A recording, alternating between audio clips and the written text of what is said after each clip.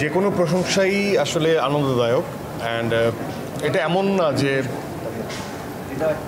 যে ব্যবসা সফল হওয়া বা না হওয়া সেটা হয়তো বা একটা বাড়তি যোগ্যতা বা বাড়তি রেকগনাইজেশন, বাট আমার মুভির ক্ষেত্রে যেটা সবচেয়ে বেশি মানে আমি বলবো যে যুদ্ধ বা আমি যেটা করতে চাই সেটা হচ্ছে যে মানে আমি একটা ভালো গল্পের সাথে থাকতে চাই, নিজেকে সম্পৃক্ত করতে চাই যেখানে অ্যাক্টিং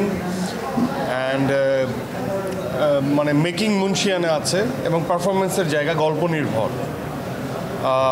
বা বলা যেতে পারে মৌলিকতা আছে,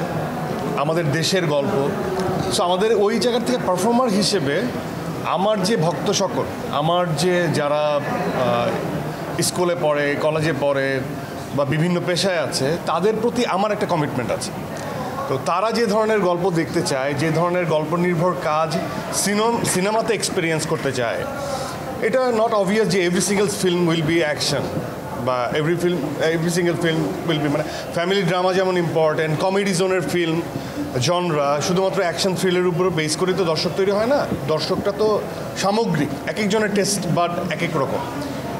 তো সেই জায়গা থেকে আমার একটা দায়িত্ববোধের জায়গা যে এটার সাথে ব্যবসা সফলতা আমাকে অনেক ধাপ এগিয়ে দিবে, আমাকে হেল্প করবে।